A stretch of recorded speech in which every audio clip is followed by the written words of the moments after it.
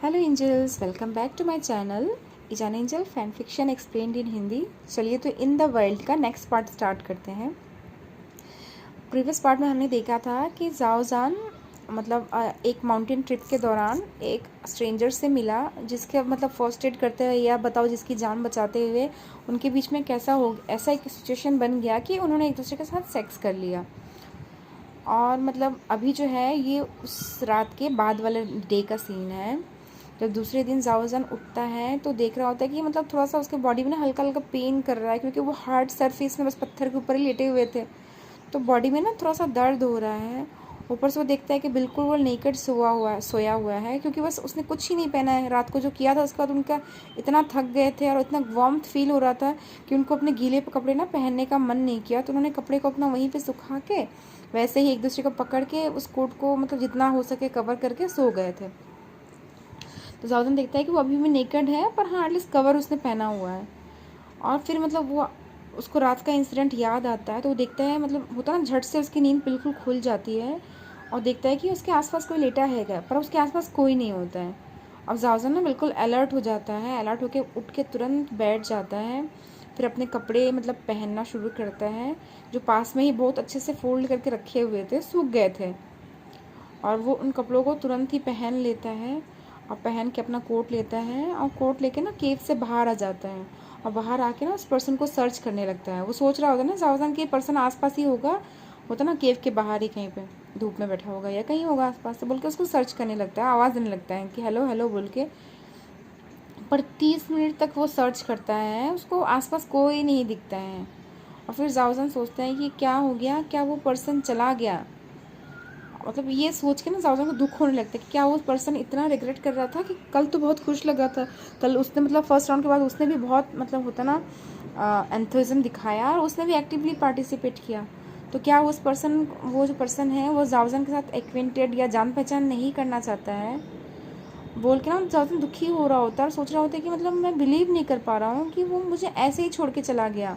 यहाँ तक कि मुझे उसका नाम तक नहीं पता है। और फिर जावजान पाता ना कि उसका दिल में एक अजीब सा दर्द हो रहा है, दर्द दुखी वाला दर्द हो रहा है, उसको उसको हर्ट फील हो रहा है। अब वो सर्च करता है, नहीं मिलता है, तो हार मान जाता है। वो धीरे धीरे ना माउंटेन से नीचे उतरने लगता है और फिर वो अपने रात को याद कर रहा होता है कि रात का जो एनकाउंटर था उनका एक दूसरे के साथ कितना ब्लीसफुल था, कितना एक एडवेंचरस था।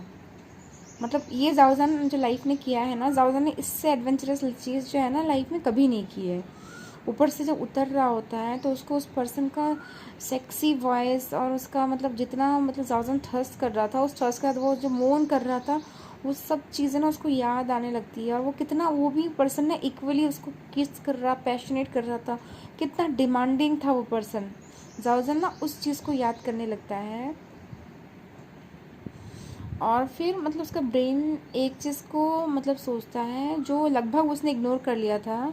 कि उसके जो एब्डोमेन है, जो उसका ब्यूटीफुल सा एब्डोमेन था, उसमें एक टैटू भी था, बहुत ही ब्यूटीफुल सा टैटू था। और वो उस टैटू जो है ना, उसकी मैनलीनेस, उसकी सेक्सीनेस को बढ़ा रहा था। और ये सोच के ना जावजान स्माइल करने लगता है और धीरे धीरे वो पूरा जंगल से जंगल के रास्ते से होते हुए माउंटेन से नीचे उतर जाता है। उतर के जाके अपने होटल में जाता है, तो वहाँ पे देखता है कि जो और भी होटल के स्टाफ हैं और जो कलीग वगैरह है ना, सब रिसेप्शन एरिया के पास ही जमे हुए हैं। और वो लोग ना एक्चुअली में जाओजान की सर्च के लिए जा रहे थे, पर जब देखते हैं कि जाओजान खुद ही आ गया है अर्ली मॉर्निंग ही, तो वो उसको एकदम घेर लेते हैं और उनके चेहरे में रिलीफ होता है। फिर वो सब होता है ना, जाओजान से बातें करने लगते हैं, इंक्वायर करने लगते हैं कि कहाँ पे थे, क्या हुआ था। फिर जावजान भी क्या बोले, तो बोलता है कि मैं बहुत टायर्ड हो गया था, देखा बारिश कम नहीं है, तो मैं केव में रेन का वेट करते करते स्टॉप होने का मैं उधर ही सो गया। और जब सुबह उठा तो देखा ऑलरेडी सुबह हो गई थी। तो फिर वो उन लोगों सबसे बहू करके माफ़ी मांगता है, बोलता है कि मेरी वजह से आप लोग को इतना परेशानी हुआ। उसके बाद ना सब लोग वहाँ पे ब्रेकफास्ट वगैरह करते हैं, हल्का फुल्का ब्रेकफास्ट जो भी करना है करते हैं और करके ना उस होटल को छोड़ देते हैं। अपनी सिटी में वापस चले जाएंगे अब चौंकिंग में। और जैसे ही सिटी से वो जा रहे होते हैं, उस वो मुड़ के उस पीछे के बैकग्राउंड को देख रहा होता है जावजान, और अपने ब्यूटीफुल के जो एनकाउंटर हुआ उस स्ट्रेंजर के साथ उसको याद कर रहा होता है। और फिर जावजान इतना फील कर पाता है कि वो जो एनकाउंटर था उस स्ट्रेंजर के साथ ना, वो ओनली एक सेक्स नहीं था, उसको ना उस पर्सन से शायद लव एट फर्स्ट साइट हो गया है। उसके अंदर ना लव वाला फीलिंग आ रहा है, और अब लव का पेन वाला फीलिंग भी आ रहा है उसको। जब वो घर जाता है शाहजहान, घर जाने के बाद वो पूरे इंटरनेट वगैरह में होता है ना, सर्च करता है इन्फॉर्मेशन की, वहाँ पे कोई मॉनिटरिंग टीम गई थी, या फिर उस टैटू के बारे में सर्च करता है, पर कुछ उसे इन्फॉर्मेशन नहीं मिलता है। और फिर वो उस पर्सन के बारे में भी या उस प्लेस के बारे में भी बहुत सारा इन्फॉर्मेशन बहुत दिनों तक सर्च करता है, पर उसे कुछ पता नहीं चलता है। इसलिए वो ना काफ़ी हार्ट ब्रोकन फील कर रहा होता है, क्योंकि उसे फील हुआ है कि उसका पहला एक प्यार उसको मतलब होता है ना, फर्स्ट साइट वाला प्यार हुआ है, और अभी मतलब उसको नाम तक उस पर्सन का पता नहीं है। ऊपर से उनका फर्स्ट एनकाउंटर में उनका इतना स्वीट मोमेंट साथ में बिताया है,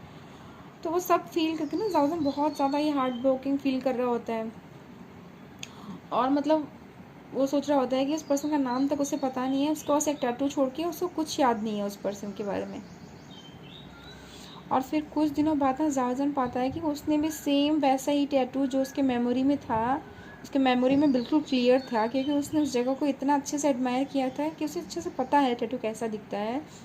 जाउदन भी खुद की बॉडी में वैसा ही रेप्लिका टैटू बनवा देता है, पर ऑपोजिट साइड में, उस जगह में नहीं। तो मतलब जाउदन ये सोच के मतलब बनाता है कि अगर हम जब लेटे हुए थे एक दूसरे के ऊपर, तो उसका जो टैटू है ना, उसके बॉडी के जिस पार्ट में रब कर रहा था, वो उसी पार्ट में उसको बनवाता है। उसके बाद जो है ना, जाउदन क्या करता है, कुछ दिन हो गए होते हैं, फिर जाउदन अब चॉन्किंग के एक नए हॉस्पिटल में शिफ्ट हो जाता है, और वहाँ पे ना मतलब काफ़ी बड़ा हॉस्पिटल होता है, वहाँ पे शिफ्ट हो गया होता है। और वहाँ पे जब उसका नेम कार्ड वगैरह बनता है, तो उसी टैटू के एक डिज़ाइन से, उस कार्ड के बैकग्राउंड में होता है ना कोई डिज़ाइन वगैरह डाल सकते हैं, तो उसी डिज़ाइन को उसने डाला होता है। और ये जाउदन ने इसी होप से डाला हुआ होता है कि क्या पता वो स्ट्रेंजर कभी ना कभी किसी वजह से इस कार्ड को देखे, और मतलब उसे ऑब्वियसली पता चली जाएगा क्या है, मतलब वो होप कर रहा होता है।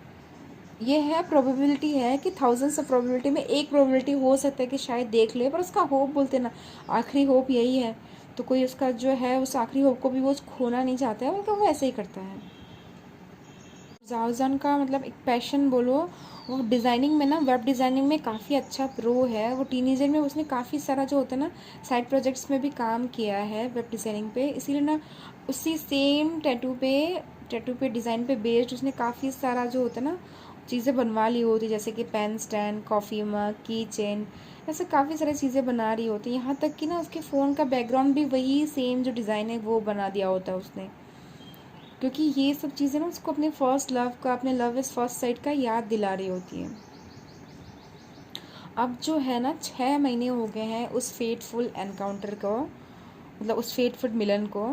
और मतलब अभी भी जो है ना जाओसन के मन में उस पर्सन के लिए प्यार या प्यार वाली फीलिंग ना कम नहीं हुई है। हाँ, दर्द थोड़ा सा कम हो गया है। जब उस समय उसको एक दर्द या बेचैनी महसूस होता था ना, वो वाला फीलिंग थोड़ा सा नम हो गया है, थोड़ा सा कम हो गया है।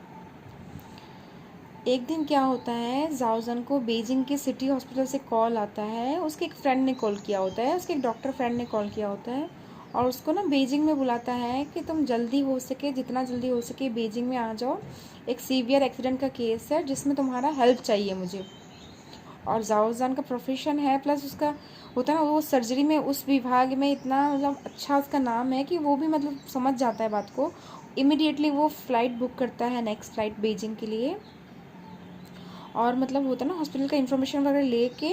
वो जाके शाम को ही उस सिटी हॉस्पिटल में मतलब होता है ना रिपोर्ट करता है। और वहाँ पे उसका फ्रेंड जो है, उसका फ्रेंड का नाम होता है डॉक्टर गुवी, वो उसका वेट कर रहा होता है रिसेप्शन में ही। और फ्रेंड जो गुवी है वो बताता है, जो पेशेंट है उसका नाम है वांग इबो, और वो जो एक प्रोफेशनल मोटर बाइक रेसर है। रेसिंग कंपटीशन के दौरान ही किसी और एक पर्सन के नेग्लिजेंस की वजह से उसका बाइक जो है ना स्लाइड हो गया, और पता नहीं क्या अनफॉर्चुनेट एक इंसिडेंट मतलब था, होता ना घटना थी कि उसका हेलमेट जो है गलती से ओपन हो गया, और जब कोलाइड किया वो रोड के कंक्रीट से, तो वो हेलमेट उछड़ के गिर गया उसके सर से, और उसका हेड जो है ना जाके रोड में अपनी पूरा फुल स्पीड से टकराया है। और इसके वजह से ना जो रेसर है वांगी, वो उसके मतलब सर में बहुत सीवियर चोट आया है, और मतलब उस चोट की वजह से ना उसके ब्रेन में अंदर जो है ब्लड क्लॉट जम गया है, और मतलब जो है ना ब्रेन के लीनियर डूरा जो बोलते हैं उस एरिया में ना एपिडुरल हार्माटोसिस हो गया है। तो इसीलिए उसको भी इमीडिएट सर्जरी करना पड़ेगा, ताकि जो ब्लड क्लॉट जमा हो गया है उससे ड्रेन कर दिया जाए, तुरंत ही निकाल दिया जाए, ताकि जो वो क्लॉट जो है वो जो ब्रेन के टिश्यूज़ को दबा रहा है वो आगे फर्दर हार्म ना कर पाए बोल के। उसके बाद जो होता है मतलब जो वांग यीबो और मतलब जाओ जान और डॉक्टर गु वेई आपस में डिस्कस करते करते जाते हैं, जाके मतलब थोड़ा सा पानी वानी पीते हैं। उसके बाद जाके ना तुरंत ही आईसीयू की तरफ निकल जाते हैं। वहाँ जाते हैं, प्रॉपर्ली जो आईसीयू का गाउन वगैरह पहनते हैं, प्रोटेक्टिव गियर पहनते हैं, सैनिटाइजेशन जो भी करना है वो सब करते हैं। जो भी आईसीयू में जाने के लिए चाहिए होते हैं वो सब प्रोसीडियर करके वो धीरे धीरे आईसीयू वार्ड में एंटर करते हैं। और जैसे बेड के पास जाते हैं ना, देखते हैं कि मतलब बेड के पास जा रहे होते हैं तो मतलब जाओजान देखता है कि बेड के पास जो है पेशेंट पड़ा हुआ है और बिल्कुल उसके बॉडी में बहुत सारे मेडिकल इक्विपमेंट लगे हुए हैं, ऑक्सीजन मास्क पहना हुआ है, उसकी बॉडी में इकोकार्डियोग्राम जो उसकी बॉडी में अटैच है और कॉन्स्टेंटली ईसीजी उसका निकल रहा है। और जाओजान को ना डॉक्टर गु जो है गुवई हैं वो सारे रिपोर्ट्स दिखा रहे होते हैं और बता रहे होते हैं लेके उसके बेड के पास रखे हुए रिपोर्ट्स को कि ऐसा ऐसा हुआ है। पर जाओजान जो होता है ना अपनी जगह में बिल्कुल फ्रोज होता है, वो कुछ भी चीज़ को ध्यान नहीं दे रहा होता है, क्योंकि जो पर्सन का चेहरा है ना उसे देख के जाओजान समझ गया होता है कि ये उसका बिलव्ड है, उसका फर्स्ट लव है, जिसको वो इतने दिन से पागलों की तरह सर्च कर रहा था। पिछले 6 महीने से वो सर्च कर रहा था, तो आज जाके वो उसे मिला है। पर ऐसे हाल में मिला है, वो एकदम लाइफलेस आईसीयू में पड़ा हुआ है, लाइफ और डेथ के बीच में फाइट कर रहा है वो। और कल जाओजान को उसे ऑपरेशन करना है, क्योंकि जाओजान जो है ब्रेन के इस जो सर्जरी है इसका बेस्ट डॉक्टर है इस एरिया के लिए। और मतलब जाओजान बोल रहा होता है कि अब मुझे अपने बिलव्ड का नाम पता चल गया है, वांग यीबो है उसका नाम। उसके बाद ना मतलब वो डॉक्टर से बात करते हुए मतलब उसको पूरा होश भी नहीं होता, वो किसी तरह मतलब उस चीज़ को उस जगह में खुद को स्ट्रेंथन करता है और मतलब पूरी तरह से डॉक्टर गु वेई का बात सुनता है। और उसके बाद जाके ना वो अपने रूम मतलब जहाँ पे उसको रेस्ट करने के लिए रूम दिया गया होता है वहाँ पे आ जाता है। वो जो है ना आज रात को डॉक्टर गु वेई का एक केबिन है, डॉक्टर्स का ना अपना केबिन होता है, उसमें छोटा सा बेड भी होता है कि कभी इमरजेंसी वगैरह हो तो उसमें वो रेस्ट कर पाए। तो आज जो है ना डॉक्टर गु वेई के ही केबिन में रेस्ट कर रहा है।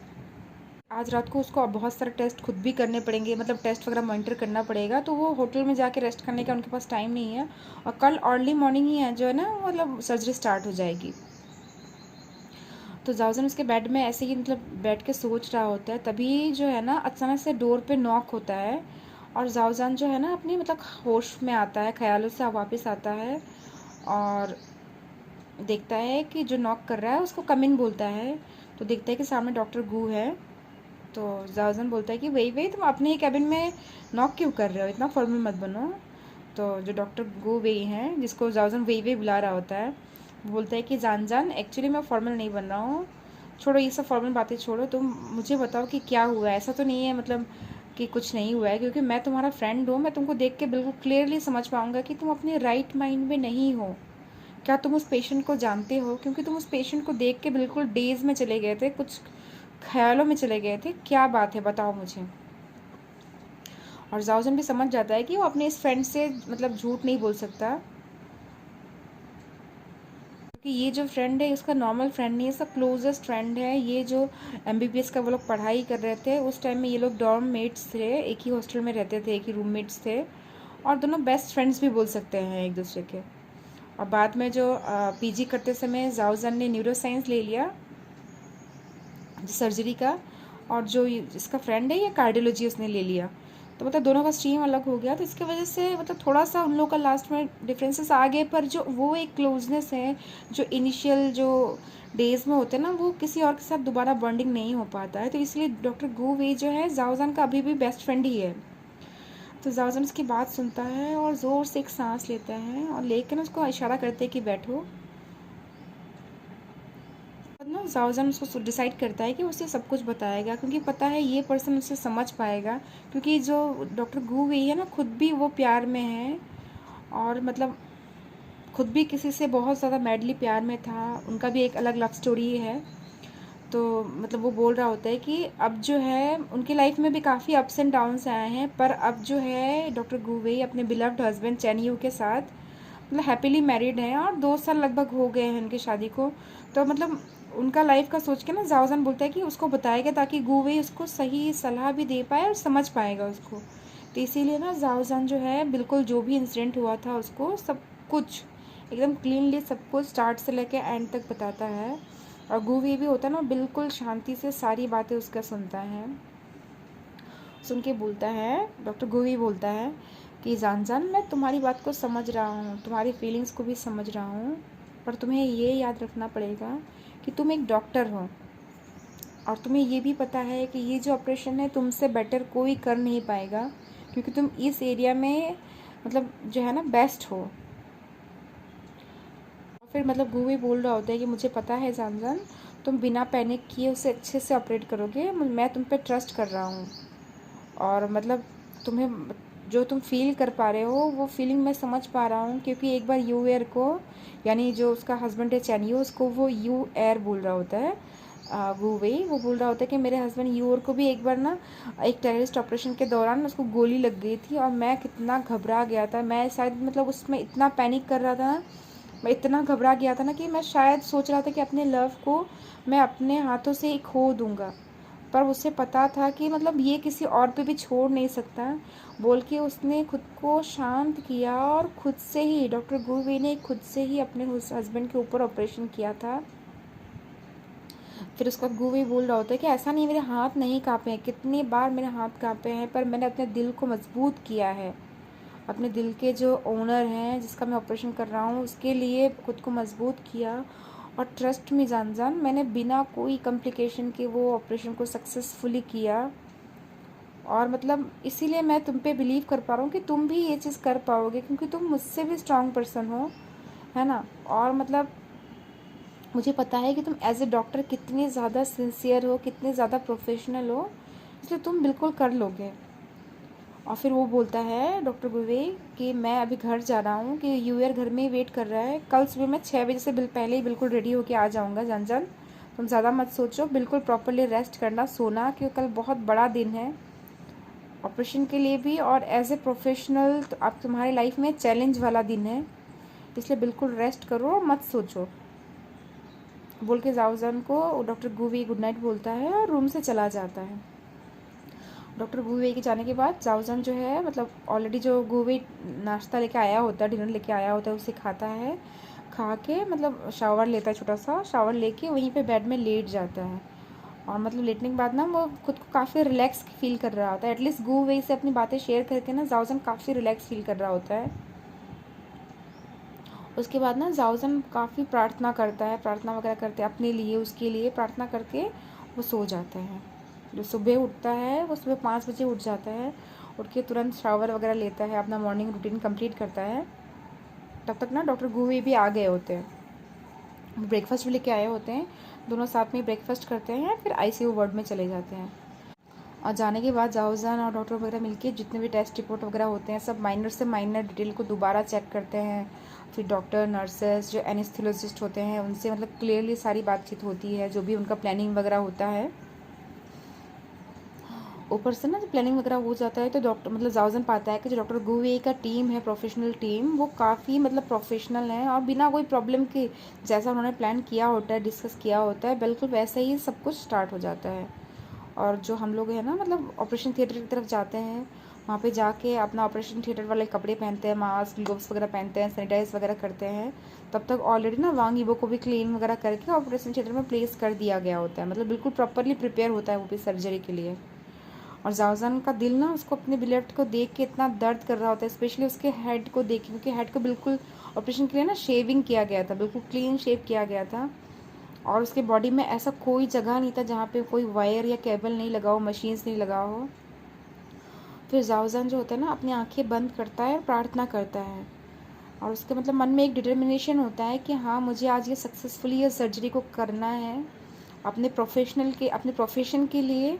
और साथ में अपने बिलेव्ड के लिए, दोनों की ही इज्जत रखने के लिए, दोनों की जान बचाने के लिए, इज्जत रखने के लिए उसे ये चीज़ को, इस ऑपरेशन को सक्सेसफुली करना पड़ेगा, बोल के वो प्रार्थना करके अपने हाथों से स्कैल्पेल को उठाता है, जो भी न्यूरोसर्जिकल कैरिजन वगैरह होते हैं, वो सब उठा के अपना इंसर्शन जो होता है ना उसको काटना वगैरह शुरू करते हैं। और जैसे ही वो हाथ में स्कैल्पेल और ये सब केराटिन वगैरह उठाता है, तब तक पाता ना कि उसका जो दिमाग है ना ऑटोमेटिकली फोकस हो गया ओनली सर्जरी पे। अब वो बिल्कुल प्रोफेशनल डॉक्टर वाले मोड में आ गया है। उसके बाद 4 से 5 घंटे लगते हैं उस ऑपरेशन करने में, क्योंकि ब्रेन का ऐसी जगह में होता है ना कि वो उसको बहुत स्लोली चीज़ को करना पड़ता है। कहीं में भी 1 सेकंड का भी हाथ काँप नहीं सकता है, इतना टफ प्रोसीड्योर होता है। उसके बाद जो होता है ना मतलब वो काफ़ी टाइम लेके धीरे धीरे छोटे से क्लोट को निकालते हैं, और मतलब 4-5 घंटे के ऑपरेशन के बाद जो है बिना कोई कॉम्प्लिकेशन के, बिना कोई मतलब होता है ना इंस्टेंट कॉम्प्लिकेशन के, सक्सेसफुली वो सर्जरी को कंप्लीट करते हैं। उसके बाद जो होता है ना मतलब वांग यीबो को पोस्ट ऑपरेटिव रूम में 24 आवर्स जहाँ पे ऑब्जर्वेशन में रखा जाएगा वहाँ पे ले जाया जाता है। और डॉक्टर गुवी जो होते हैं वो भी आगे जाते हैं, जाके गार्जियंस और रिलेटिव जो होते हैं ना वांग यीबो के, सबको बता रहे होते हैं जो भी है कि डॉक्टर गुवी की टीम्स के अंडर में काम हो रहा है ना, तो वो उन्हीं का रिस्पॉन्सिबिलिटी होता है, तो वही जाके सब कुछ बता रहे होते हैं। और जाओजन ना मतलब क्या होता है बिना किसी से मिले, क्योंकि वो गेस्ट सर्जन है, किसी से मिलना उसका कंपलसरी नहीं है, तो इसीलिए ना वो बिना किसी से मिले वो चला जाता है रेस्ट करने के लिए, क्योंकि वो इमोशनली और प्लस फिजिकली दोनों तरीके से टायर्ड था, वो इतना ज़्यादा टायर्ड हो गया था। तब तक जो गुवी है वो मतलब हेड डॉक्टर सर्जरी डिपार्टमेंट के, मतलब head doctor as a surgeon वो मिलते हैं, सब कुछ बताते हैं जो वांग यीबो के फैमिली का मिल के वो भी मतलब अपना काम कर रहे होता उधर। और जाओजन आता है अपने रूम में आके, मतलब जिस रूम में वो ठहरा हुआ होता है उसमें जाता है, जाके अपने नॉर्मल क्लॉथ्स वगैरह चेंज करता है, और मतलब चेंज करके ना जो बेड होता है छोटे सा बेड में जाके लेट जाता है, और लेट के ना रोने लगता है। उसका दिल इतना दर्द कर रहा होता है ना, वो सोच रहा होता है कि पता नहीं कैसे उसने इस प्रोसीड्यूर को कंप्लीट किया। उसके बाद वो बहुत मतलब विश करता है, प्रार्थना करता है कि किसी भी भगवान किसी को भी ऐसा लाइफ में सिचुएशन फेस ना करना पड़े जो उसने अपनी लाइफ में आज फेस किया है। उसके बाद ना रोते रोते सो जाता है, और मतलब अचानक से जब एक डोर में नॉक की आवाज़ आती है, तो उस डोर के नॉक की आवाज़ से जाओजन उठता है और देखता है कि वो सो गया था वो एक्चुअली में। उसके बाद जाके ना मतलब उठता है, देखता है कि एक नर्स आई है, वो जाओजन को उठा रही है, उठा के बोलती है कि सर वो पेशेंट जो वांगी वो मतलब उठ गए हैं, तो आपको शायद अभी कुछ मिनटों में उनको ज्वाइन करना पड़ेगा उसको चेकअप के लिए। तो जाओजन उसको थैंक्स बोलता है और बोलता है कि हाँ मैं बस कुछ मिनटों में आ रहा हूँ बोल के वो उठता है। उठ के देखता है ना उसके मतलब घड़ी में 8 बज रहे हैं, और वो देख रहा होता है कि वो काफ़ी 7-8 घंटे सोया है, रात को 8 बज गए हैं। उसके बाद उठता है, कपड़े वगैरह चेंज करता है, और चेंज करके ना भगवान को थैंक्स बोलता है कि मतलब भगवान थैंक यू, बिना कोई कॉम्प्लिकेशन के इसको होश आ गया, क्योंकि होश आने वाला पार्ट से पहले ना बहुत ज़्यादा डर रहता है। वो जाता है मतलब जहाँ पे रखा गया होता है वांग यीबो को, वहाँ पे जाके देखता है कि मतलब होश तो आ गया है वांग यीबो को, पर बिल्कुल पूरी तरह से कॉन्शियस नहीं है अभी भी। और ये नॉर्मल चीज़ है, क्योंकि होता है ना इतना बड़ा ब्रेन का सर्जरी है, उसके बाद जो बंदा एक्टिवली उसका ब्रेन वर्क करे उसको थोड़ा टाइम लगेगा, और उसको एनेस्थीसिया वगैरह दिया होता है, उसको नम करके रखा गया होता है उसके ब्रेन के एरिया को, ऑलरेडी डॉक्टर्स ही करके रखते हैं ऐसा। तो उसके बाद जो होते हैं बाकी डॉक्टर्स जो होते हैं मतलब उनके साथ भी मिलके वो आपस में फिर दोबारा डिस्कस वगैरह करते हैं मेडिकेशन वगैरह के बारे में, टेस्ट वगैरह के बारे में, जो भी कुछ करना होगा आफ्टर ऑपरेशन वो सब उससे बात करते हैं। उसके बाद जाके ना जाओजन जो है वांग यीबो के पेरेंट्स से यानी कि उसके फादर और मदर से भी मिलते हैं। एक्चुअली उन्होंने इंसिस्ट किया होता है कि वो गेस्ट डॉक्टर से मिलना चाहते हैं। वो आते हैं, वो जाओजन को भी बहुत थैंक यू करते हैं कि आपने हमारे बेटे का जान बचा लिया, और जाओजन भी होता है ना फिर उनका मतलब उनसे बातचीत वगैरह करता है। उसके बाद जाके ना मतलब सब चले वले जाते हैं, तो फिर जाओजन डिसाइड करता है कि वो रात को ईबो के साथ ही रहेगा, क्योंकि उसे नींद तो बिल्कुल ही नहीं आ रही है, और इतना घंटा वो सो गया है। ऊपर से मतलब कोई कुछ बोलता भी नहीं, क्योंकि शायद डॉक्टर गुवी ने ऑलरेडी बता दिया होगा फॉर्मल की मतलब ऐसे डॉक्टर रहेंगे बोल के, तो कोई स्टाफ वगैरह भी है ना कुछ बोलते नहीं है, और मतलब शायद कुछ तो बताया होगा कि जान पहचान वाले हैं, ध्यान रखेंगे। तो एज ए डॉक्टर भी है, एज अटेंडेंट डॉक्टर भी है, जाओजन रात को उधर ईबो के पास ही रहता है। और रात को जो खाना वाना खाते हैं फिर जब होता है ना वे भी उनके साथ ही खाना वगैरह खाता है। खा के जाओजन जो है दोबारा हॉस्पिटल का गाउन पहनता है, और गाउन पहन के ना बिल्कुल वापस रात को जो गहरी रात हो जाती है तो आके ईबो के बेड के पास ही बैठ जाता है। और उसको काफ़ी समय तक जो होता है ना मतलब देख रहा होता है जाओजन ईबो को, और उसका दिल उसको देख देख के ना दर्द कर रहा होता है। और वो एक भी सोच रहा होता है ना कि डॉक्टर गु वेई ने सही समय पे उस पर बुला लिया उसे, अगर वो यहाँ पे इस मोमेंट में नहीं होता तो शायद पता नहीं कितना और कॉम्प्लिकेशंस बढ़ जाता। और ईबो का मतलब सोता हुआ पीसफुल चेहरा देख के ना मतलब देख रहा होता है कि इतना सुंदर ब्यूटीफुल सा चेहरा है, पर उसमें मतलब इतने वायर्स और मशीन्स लगे हुए हैं ना कि उसका फेस एकदम पेल फील हो रहा है, और ज़्यादा ही पेल फील हो रहा है। पर जाओजन अपने हाथों से उसके फिंगर्स को टच करता है तो उसमें थोड़ा सा वार्मथ महसूस होता है, तो वो जाओजन को ना काफ़ी सेफ फील कराता है। और फिर जाओजन बोल रहा होता है अपने मन में कि वो मेरे डियर, पता नहीं मतलब हम ऐसे ही क्यों मिलते हैं, जब भी मैं तुमसे मिलता हूँ तुम पेल और ऐसे कंडीशन में फंसे हुए होते हो कि लाइफ और डेथ के बीच में ही जूझ रहे होते हो। फिर मतलब जाओजन बोलता है कि मेरी डियर, मेरे बिलव्ड,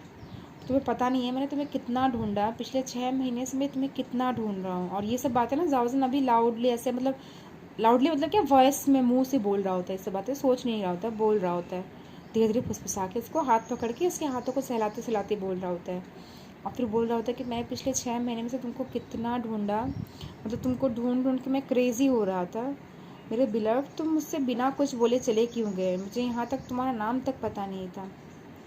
और फिर जाउजन बोल रहा होता है क्या हमारा फर्स्ट मीटिंग तुम्हारे लिए बिल्कुल इम्पोर्टेंट नहीं था, क्या तुम हमारे उस ब्यूटीफुल से नाइट को भूल गए,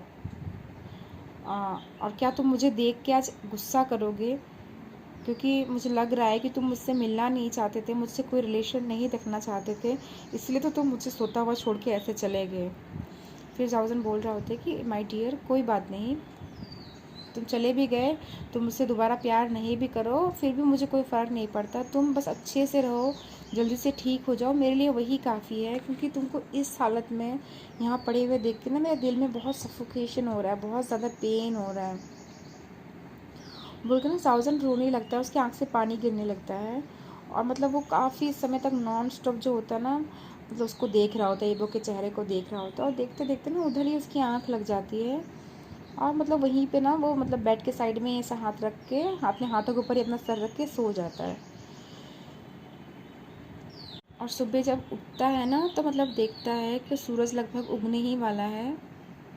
और मतलब काफ़ी ब्यूटीफुल सा जो सूरज का रोशनी दिख रहा होता है, जो खिड़की से रेड कलर की रोशनी है ना मतलब रूम में आ रही होती है। और जाउजन देखता है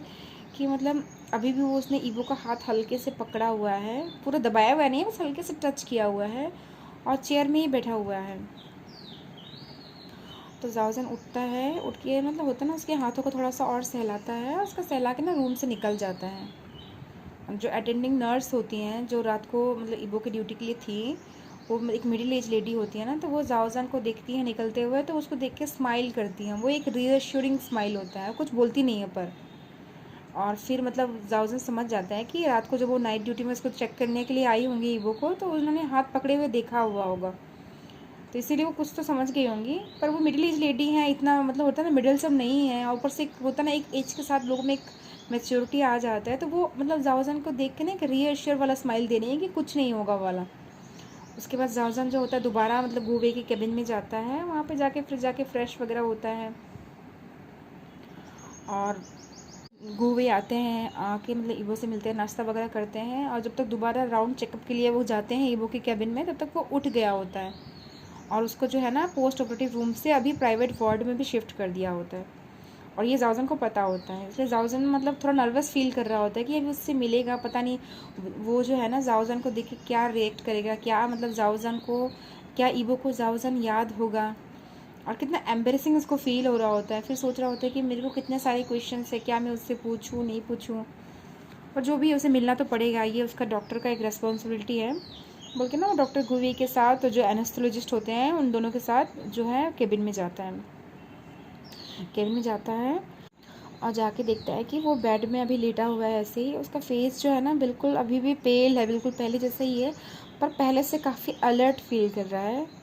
और तो जब डॉक्टर गुवे और जो एनेस्थोलॉजिस्ट होते हैं वो जाते हैं उससे जो फॉर्मल क्वेश्चंस वगैरह होते हैं, पूछते हैं कैसा फील कर रहा है, मतलब होश है नहीं है। एनेस्थोलॉजिस्ट भी जो उसका क्वेश्चंस होंगे ना जो पूछना हुआ होगा वो सब पूछता है उससे।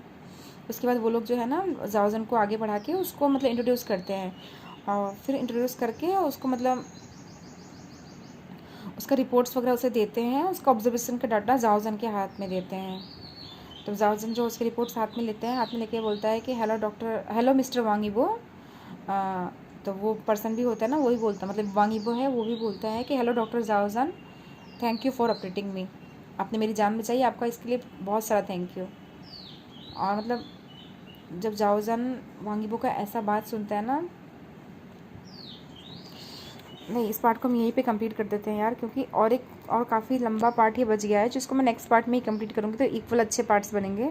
तो इस पार्ट को ना मैं यहीं पे कंप्लीट कर रही हूँ। अभी जो है ना आगे का मैं नेक्स्ट पार्ट में स्टार्ट करती हूँ। Okay then bye.